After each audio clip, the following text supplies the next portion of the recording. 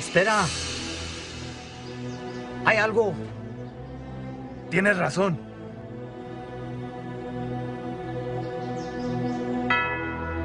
Tráeme el padre.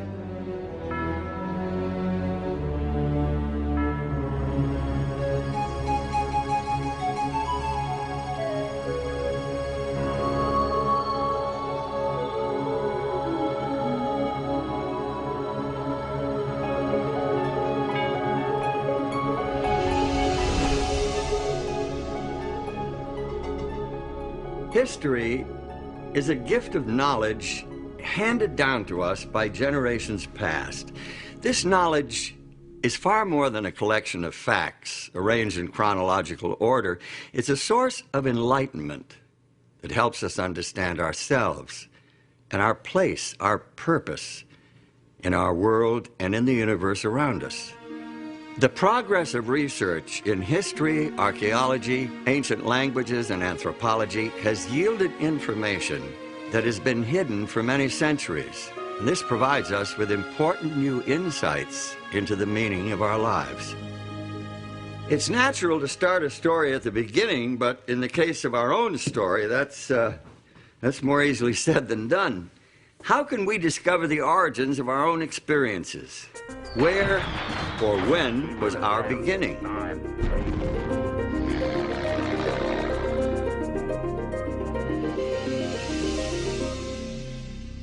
The ancient Babylonians left us one of the oldest myths about human origins.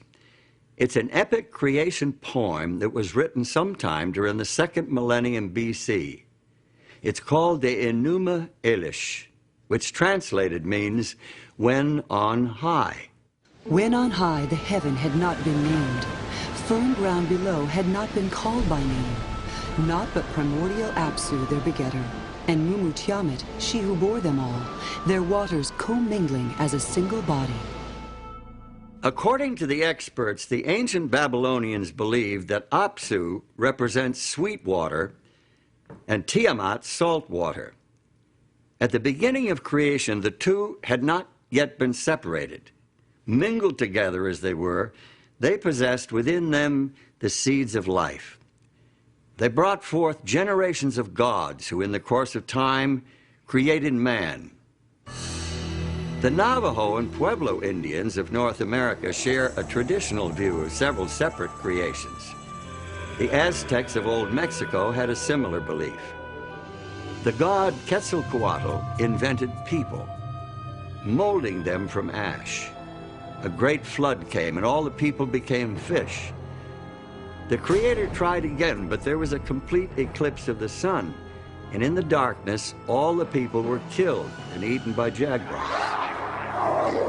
A rain of volcanic fire and ash destroyed the third creation. The fourth attempt was foiled when the world was ravaged by a violent hurricane, and people turned into apes.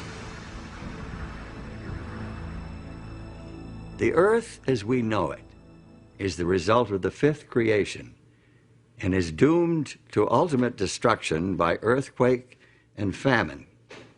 Not a very reassuring picture, is it? And yet this worldview was very real to the Aztecs. This is all depicted in the famous sunstone, perhaps the single most important artifact from the Aztec civilization. Created in the 15th century, it weighs in at over 25 tons. Very substantial evidence of their view of beginnings. It's all there, carved in stone. But does it accurately portray our beginnings? Best-selling Swiss writer Erich von Däniken has 16 books to his credit.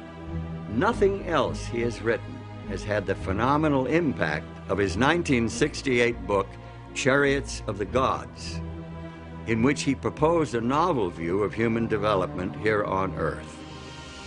Dim as yet undefinable ages ago, an unknown spaceship discovered our planet.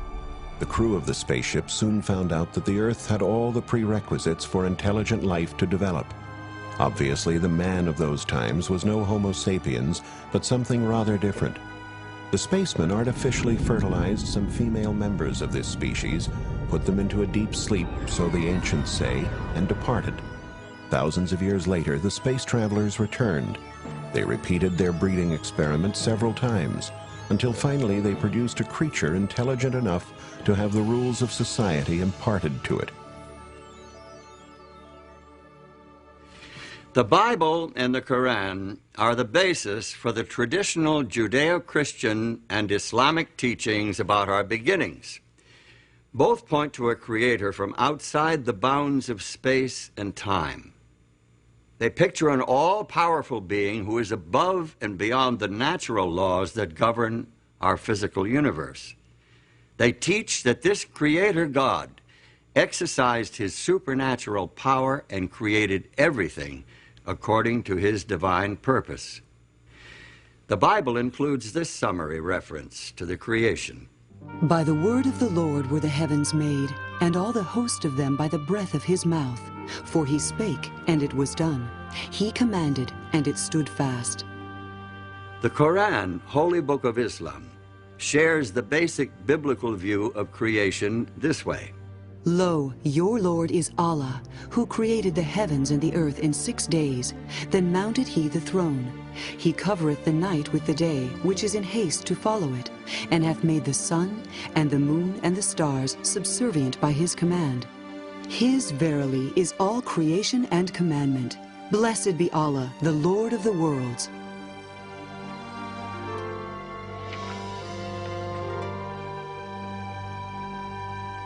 By the early 1800s, some scientists were proposing new theories regarding the origin of life on Earth, theories that conflicted with traditional creationism. In December of 1831, the HMS Beagle set sail from England on a 5-year round-the-world voyage. Aboard this survey ship as an unpaid naturalist was 22-year-old Charles Darwin. Darwin's observations and conclusions would revolutionize the conventional view of origins. Their idea was that God had created specifically for each environment the animals and plants that fit into it. Well, if that was true, then one oceanic island ought to resemble another oceanic island. And what Darwin found was that the oceanic islands didn't look anything alike. The species that were on the oceanic islands were similar to the nearest continent, not to other oceanic islands.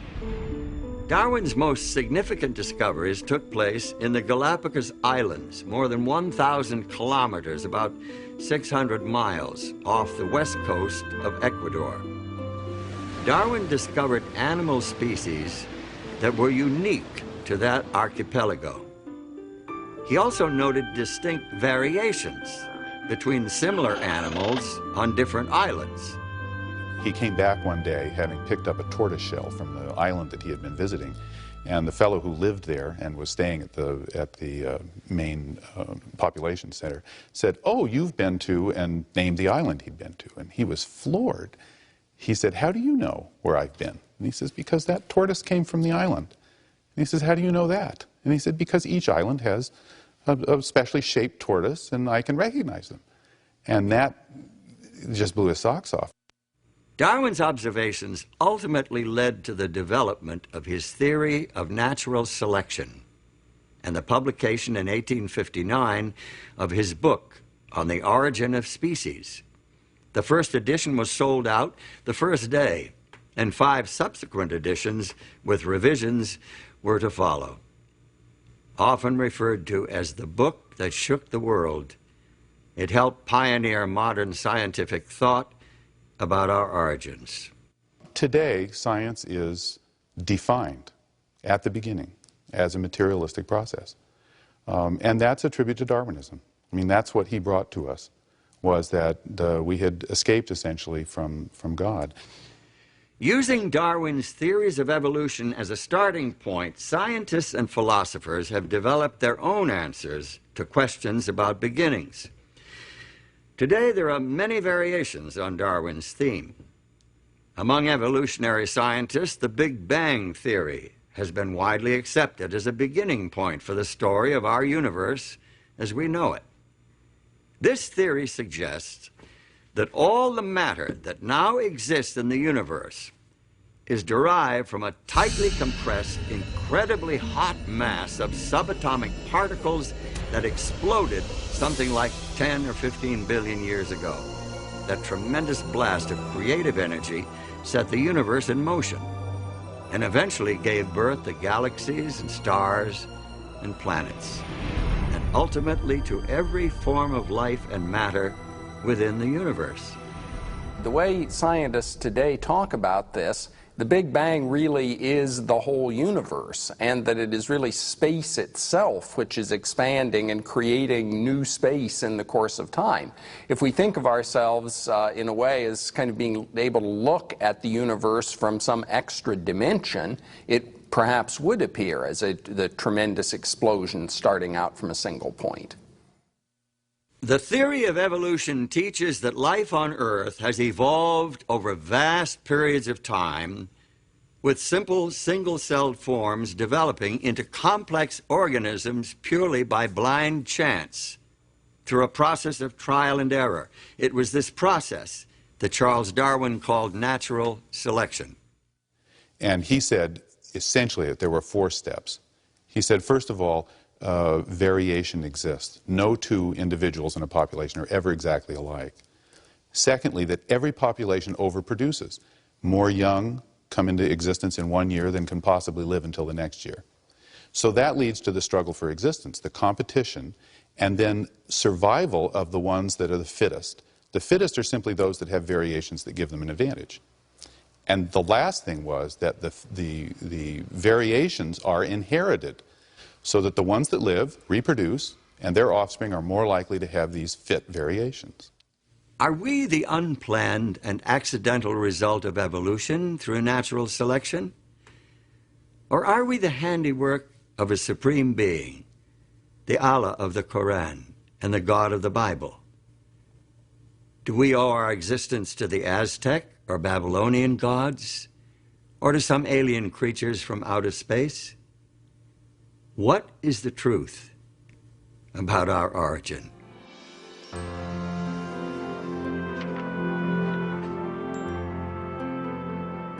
Today, the theory of evolution is presented to school children and promoted in the media as if it were proven fact. The truth of the matter is, however, the theory of evolution is just that, a theory. Its scientific foundations are actually kind of shaky. Molecular biologist and author Michael Denton gives us this insight into Charles Darwin and his theory. The popular conception of a triumphant Darwin increasingly confident after 1859 in his views of evolution is a travesty. On the contrary, by the time the last edition of The Origin was published in 1872, he had become plagued with self-doubt and frustrated by his inability to meet the many objections which had been leveled at his theory. Darwin's theory of natural selection could not be thoroughly tested in his day due to the limitations of the scientific equipment available at that time.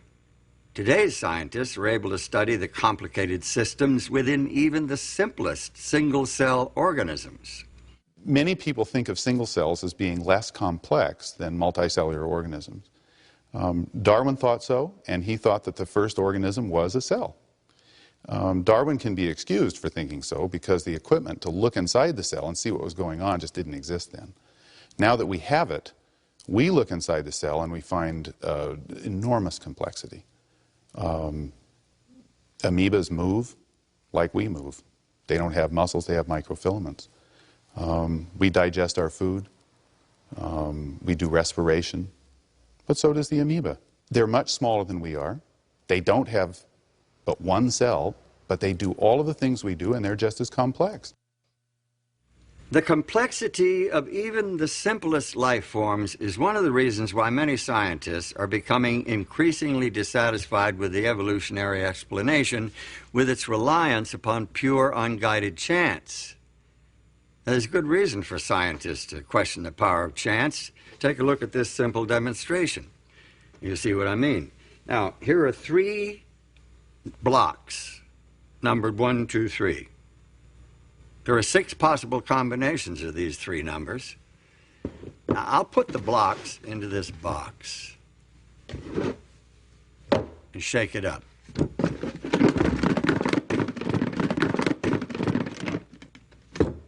Now, if I were to take out the blocks one at a time, what are my chances of taking them out in numerical order? Well, I can expect to draw out the numbers 1, 2, and 3 in that order on an average of once in every 6 attempts.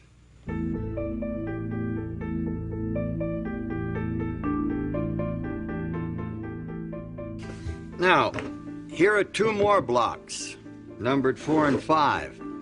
I'll add them to the 3 others in the box. Now, there are 120 possible combinations. The law of averages tells me that I can expect to pull out blocks numbered 1, 2, 3, 4, and 5 in that order on the average of once in every 120 tries.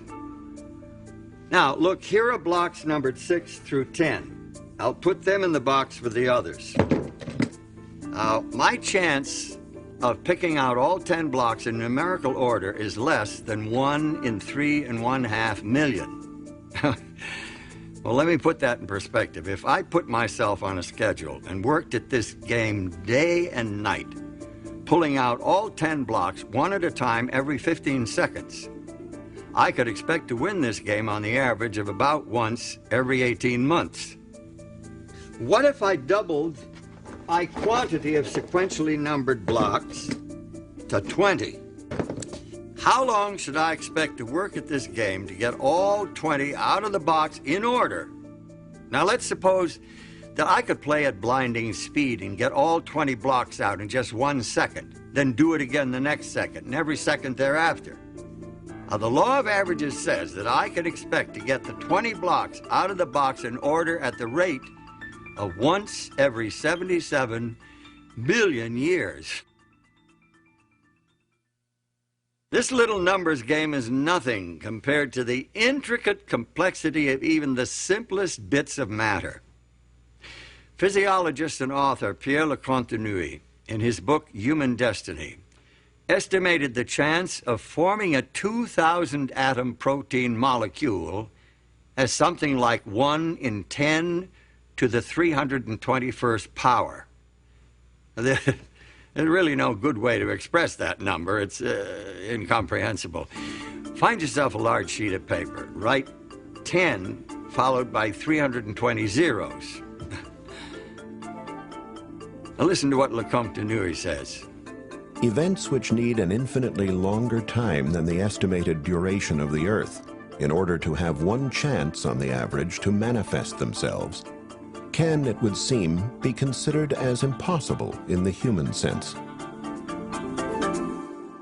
This chunk of coal is about 70% carbon by volume. Carbon is essential to all organic life, and it's the 4th most common element in the universe. Yet this very ordinary element is extremely complex. In order for it to be produced naturally, 3 helium nuclei must combine to form a single carbon nucleus. But we have found that the conditions needed for that to happen are really very precise. In other words, that if the balance of forces in the atomic nucleus were very slightly different, that reaction would not be able to take place in order to form enough carbon to be of any significance. Men who discovered this, the way in which this reaction takes place to form carbon, and who found the conditions that were necessary for it to take place, was Fred Hoyle, who is one of the great astrophysicists and cosmologists of this century. Hoyle was very skeptical about religion. At the time, at least, he was an atheist. Some supercalculating intellect must have designed the properties of the carbon atom. Otherwise, the chance of my finding such an atom through the blind forces of nature would be utterly minuscule. A common-sense interpretation of the facts suggests that a super-intellect has monkeyed with physics as well as with chemistry and biology. The numbers one calculates from the facts seem to me so overwhelming as to put this conclusion almost beyond question. It seems that evolution through a long series of random unguided mutations is a practical impossibility. This fact casts a cloud of doubt over the entire evolutionary scenario. Scientists are now looking for shortcuts, miraculous jumps out of the realm of chance. Many are frankly awed by their discoveries, finding more and more clear evidence of intelligent design in nature.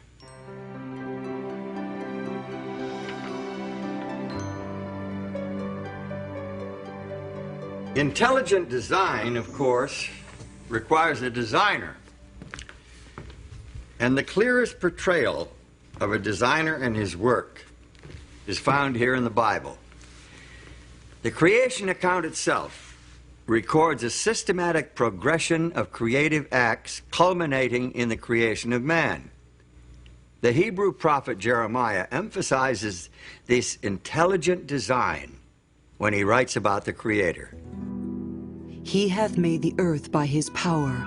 He hath established the world by his wisdom, and hath stretched out the heavens by his discretion. Biblical creation theology does not attempt to provide a scientific description of God's creative acts. Instead, it suggests the meaning, the purpose, the goal of creation. Through faith, we understand that the worlds were framed by the Word of God, so that things which are seen were not made of things which do appear. I think the most important thing about this verse, as far as our understanding of creation is concerned, is that seeing the universe as creation is a matter of faith rather than of scientific knowledge. That is, that we can understand the universe in detail by scientific investigation, but we see it as the creation of God because of our personal trust and confidence in God. Now, perhaps some of us have been too quick to discard this old book as an irrelevant collection of useless fables and legends and traditions. Its value lies far beyond the realm of science. It deals with concepts that cannot be analyzed in a laboratory. It addresses many questions that science cannot answer. That is, science can talk about how the universe behaves, how things take place within the universe. It cannot explain why something exists rather than nothing. That is, it cannot really explain the fundamental question of existence. Could it be that the neglected pages of Scripture actually offer accurate insights into our origins? If so, we're not here by accident. We must see ourselves as a part of a Creator's design. There must be a plan, some real purpose for our existence. And God said, "Let us make man in our image, after our likeness, and let them have dominion over the fish of the sea, and over the fowl of the air, and over the cattle, and over all the earth, and over every creeping thing that creepeth upon the earth." The creation story depicts God as having great ambitions, high hopes for the human race. People were created in the image of their Maker. In their original innocence, they had direct communication with God, an intimate, personal, face-to-face relationship with their Creator.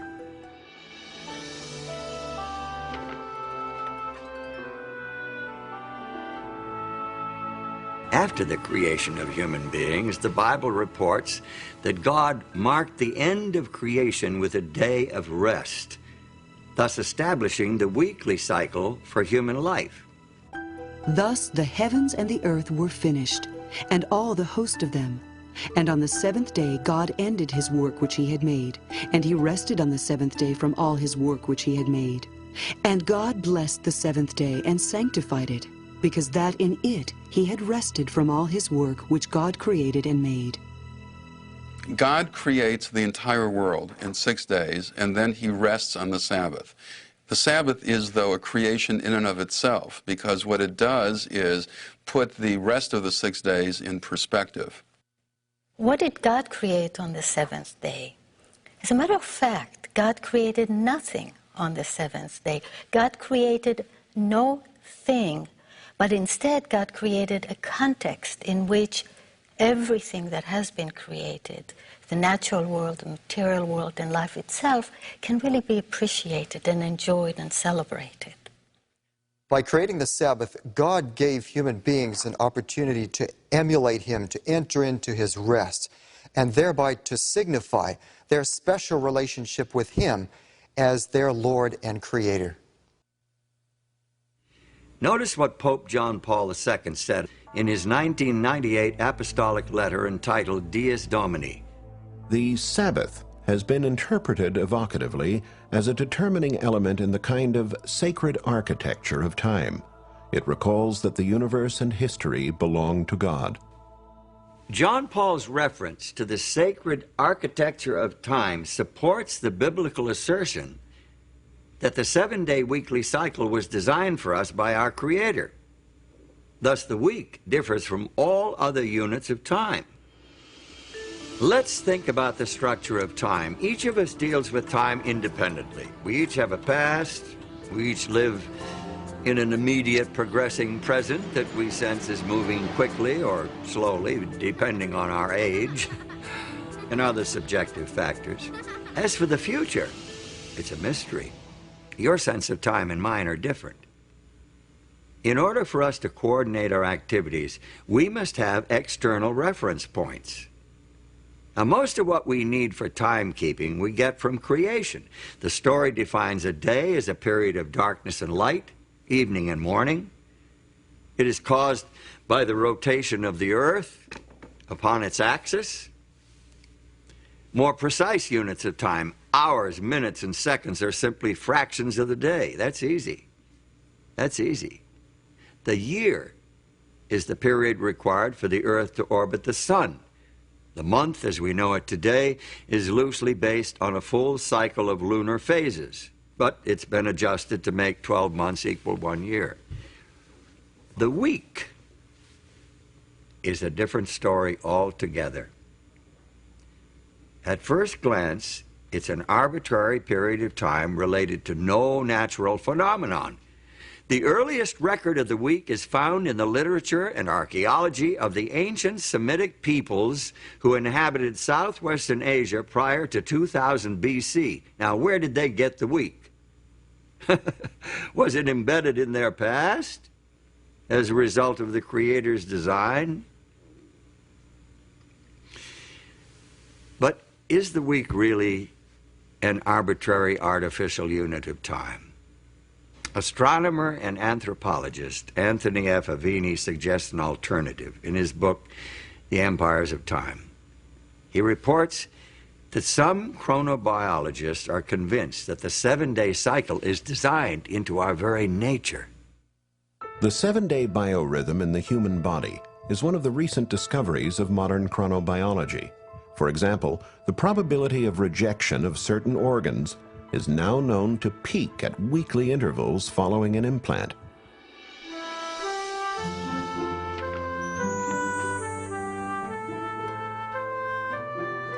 The widespread acceptance of the 7-day week over thousands of years of history is additional evidence supporting the divine origin of the weekly cycle. But if the week of Genesis has survived the thousands of years since the original creation week, why has recognition of the Creator not been preserved just as successfully? Well, the book of Genesis provides the answer as to the downfall of the human family. In fact, if you read Genesis 6:5, you'll see that the Bible says the thoughts of humanity were evil continually. So God decided to clean the world up, sent a flood. And the flood was 40 days upon the earth. And the waters increased and bare up the ark, and it was lifted up above the earth.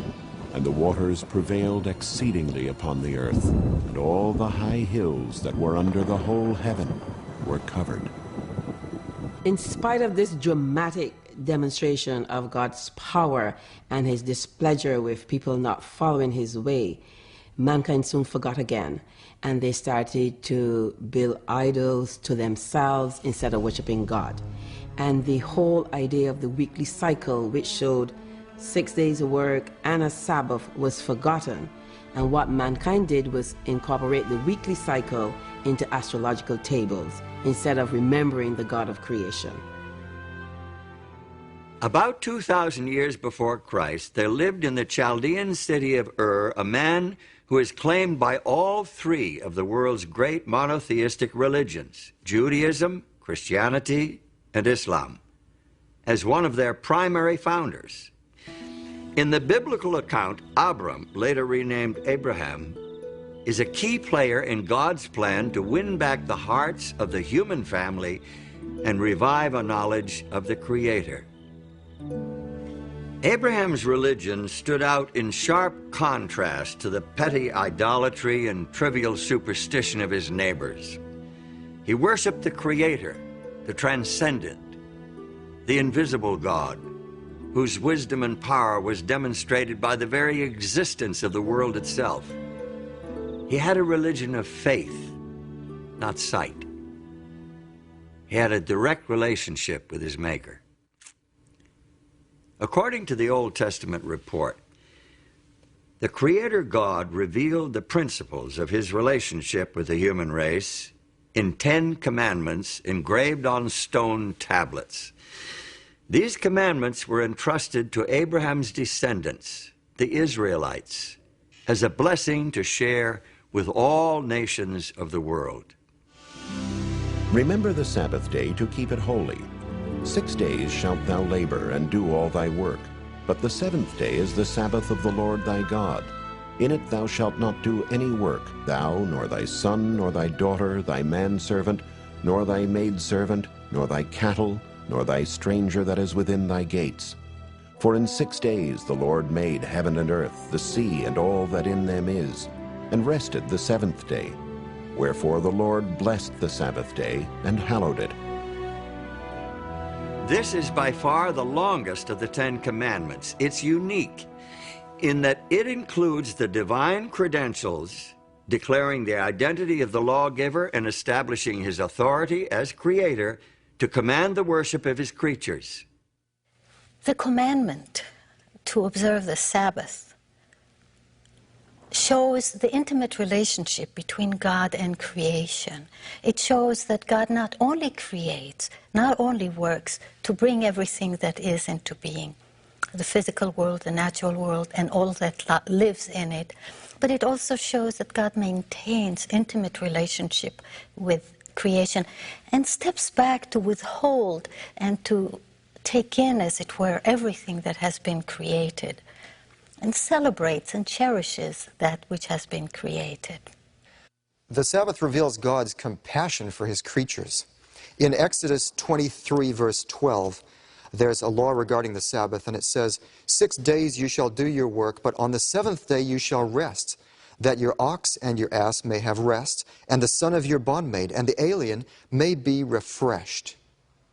So the Sabbath is a gift for God's creatures, not only human beings here, but it's also the ox and the ass, so that they can have rest from their labor that they do during the rest of the week. In the 5th book of the Bible, Deuteronomy, we find the 10 Commandments repeated. This time, the meaning of the Sabbath is enriched by linkage to the deliverance of the nation of Israel from slavery in Egypt. Keep the Sabbath day to sanctify it, as the Lord thy God hath commanded thee. And remember that thou wast a servant in the land of Egypt, and that the Lord thy God brought thee out thence through a mighty hand and by a stretched out arm. Therefore the Lord thy God commanded thee to keep the Sabbath day. We participate in God's redemption, just as the nation of Israel participated in God's redemption, because God has liberated us from something. Now, he liberated the ancient Israelites from Egypt, from Pharaoh, this oppressor. What God does is to liberate us as individuals from the oppressive power of Satan and from the sin that destroys us. Individuals today are in great need of finding a sanctuary in time, which is what the Sabbath is.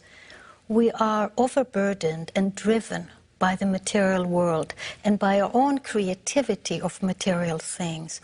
And the Sabbath becomes the liberation from things, becomes the liberation from slavery to objects, to technology, to economics, to all the things that make us work frantically towards producing more and more.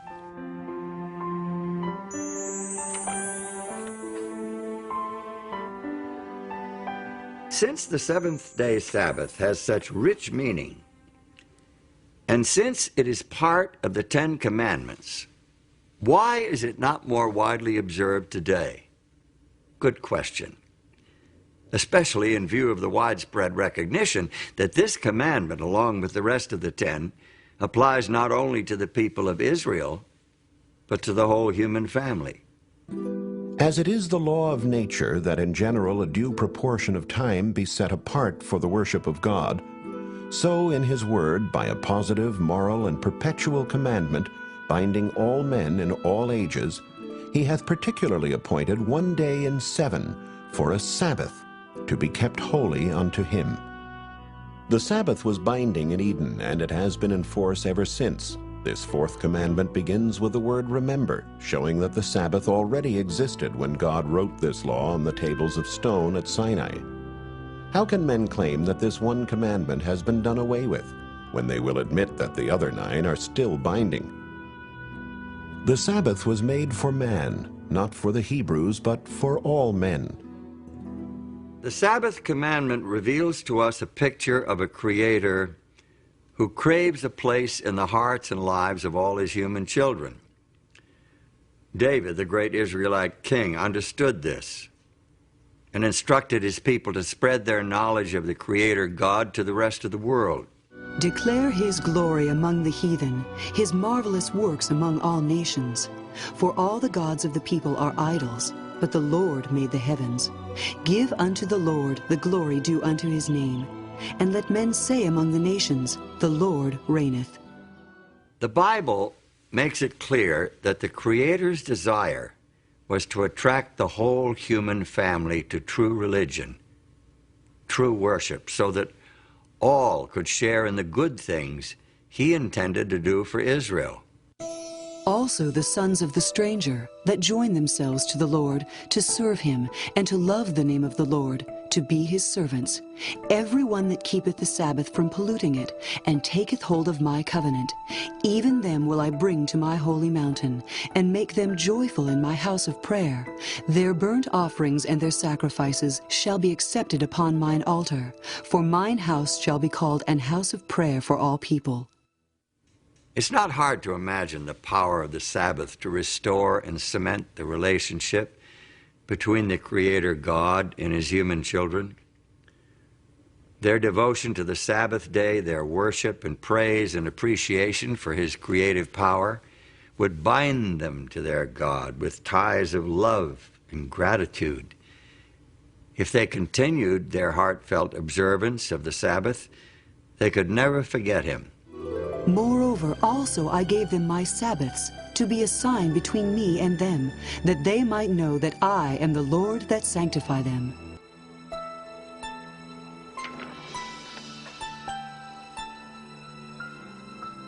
To those who honored the Sabbath of God, the day took on deep personal meaning. The day of rest and worship was an opportunity to know their Creator, who had promised to make them his own holy people. But history records that many of the Israelites didn't take advantage of this opportunity. There's evidence in the prophets, for example, Isaiah, that the Sabbath was poorly observed and neglected. Nehemiah also refers to that. The people had a problem with this. The reason would be really quite simple. The people lost sight of the lordship of God. But the house of Israel rebelled against me in the wilderness. They walked not in my statutes, and they despised my judgments. And my Sabbaths they greatly polluted. The Sabbath, symbol of Israel's unique relationship with God, the very heart of a Creator-oriented worship system, was commonly desecrated. Finally, the prophet Jeremiah announced the result of Israel's apostasy. Just imagine the prophet Jeremiah walking up and down the streets of Old Jerusalem. It wasn't a happy message that he bore. He warned the people that their city was to be destroyed, their temple destroyed, and that they would be carried away to Babylon to serve the king of Babylon. 70 years. Nobody listened. From about the year 605 BC, the armies of Nebuchadnezzar, king of the Neo-Babylonian Empire, repeatedly invaded the Israelite homeland. His army eventually destroyed the capital city of Jerusalem and carried most of the inhabitants into exile. Some of the captives were taken to Babylon, while others were dispersed throughout the empire. And now, far from their homeland, far from all that they had held dear, many of the Jews began to realize that they had made a terrible mistake. Many of them began to realize that they must return to the God of their fathers and the worship of their ancestors. Now, many of these Jews, men of great ability, rose to high position in their foreign lands. Daniel, for example, became the prime minister of the kingdom of Babylon.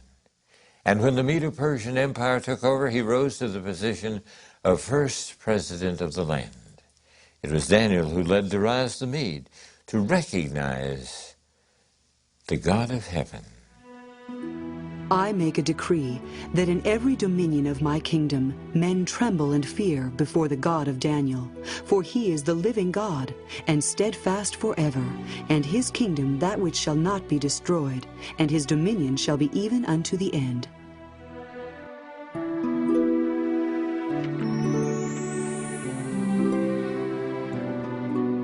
There is evidence to suggest that the religion of the exiled nation became so well known that it influenced the philosophical and religious movements of the following century. Buddha, Zoroaster, Confucius, and Pythagoras all seem to have adopted elements of the Hebrew religion. For example, although there are no holy days in Buddhism today, evidently Sabbath, or Upasatha, was a part of that religion early on. The Blessed One established the rule for observance of a Sabbath, and he suggested that at the seventh-day meeting, any monk whose conscience troubled him should confess his offense before the assembly of brothers. Arthur Lloyd, in his book, The Creed of Half Japan, states that the order of monks kept their Sabbath days for many centuries. Even Confucius may well have been reporting about the seventh-day Sabbath in this passage from one of his classical works. The ancient kings on this culminating day closed their gates. The merchants did not travel, and the princes did not inspect their domains. Some knowledge of the weekly Sabbath eventually found its way into numerous cultures. In the Hebrew language, the name of each day shows its relationship to the Sabbath. The first day is called Echad B'Shabbath, one accompanying or along with the Sabbath. Each succeeding day proceeds toward the Sabbath until the sixth day, which is called Eve of the Holy Sabbath. Day 7 then is Sabbath. In more than 100 ancient and modern languages, the seventh day of the weekly cycle was named Sabbath or its equivalent.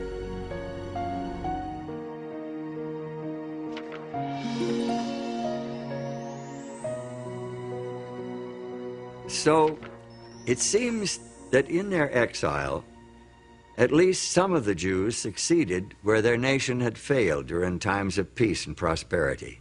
They spread the knowledge of God and His law among other nations.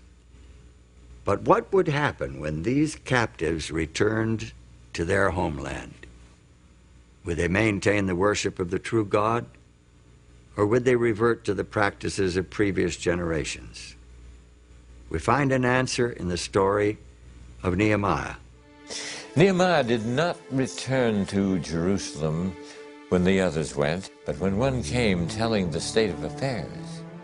This news so saddened Nehemiah that he says he actually sat down and wept. In fact, he finally decided that he must, if possible, go to Jerusalem himself to see what he could do to help. Nehemiah was a capable and energetic leader. He successfully directed the reconstruction in the city of Jerusalem, but he didn't stop there. He was a zealous reformer with a burden for restoring the spiritual life of his people, because he saw Sabbath breaking as a reason for the years of captivity. He was particularly devoted to preserving the sanctity of the holy day. He discovered that the people were buying and selling on the Sabbath day. Well, he said, we can't do this sort of thing. This is the reason why we were sent into captivity. And when the merchants still continued to come, he ordered the gates barred on the Sabbath day. And when they still continued to come and camp outside the gates of the city, he threatened to have them arrested. A priest named Ezra assisted Nehemiah in his work. He exerted a strong influence on the spiritual life of the Jews of his day. Ezra taught the people God's laws and led a spiritual revival and reformation based on the inspired scriptures. The people joined together in a solemn oath to obey the commandments that God had given through Moses. They promised not to desecrate the Sabbath by entering into commerce on that day. They observed the holy day so carefully and consistently that Sabbath keeping became a distinctive characteristic of their nation. During the period between the end of the Bible's Old Testament record and the beginning of the story of Jesus Christ in the New Testament, there was almost continual upheaval in the Middle East. The armies of Alexander the Great overran the Persian Empire. Within a short time, Alexander himself died, and his empire broke up into rival factions. Palestine, along with Syria, eventually came under the rule of the Seleucid dynasty. King Antiochus IV is notable especially because of his opposition to the religion of the Jews. His troops took over the temple in Jerusalem and set up a system of pagan worship in its courts. Josephus, the famous chronicler of Jewish history, tells us that Antiochus tried to stamp out all visible evidence of the Jews' spiritual identity. So he sent emissaries to Jerusalem, declaring, they must tear down the altar of Jehovah. They must give up the worship of the Sabbath. So they gathered themselves together, fled to the wilderness, and there they found a cave that could accommodate their numbers, about 1,000. Now when it was told the king's servants that certain men who had broken the king's commandment were gone down into the secret places in the wilderness, they pursued after them a great number, and having overtaken them, they camped against them, and made war against them on the Sabbath day. And they said unto them, Come forth, and ye shall live. But they said, We will not come forth, neither will we do the king's commandment to profane the Sabbath day. And they burnt them as they were in the caves, because they were not willing to break in upon the honor they owed the Sabbath, even in such distresses. There were about 1,000, with their wives and children, who were smothered and died in these caves. The martyrdom of those Jewish patriots in the days of Antiochus IV is a great testimony to the power of their beliefs. Their God and his Sabbath meant more to them than life itself. Their sacrifice was a victory of faith.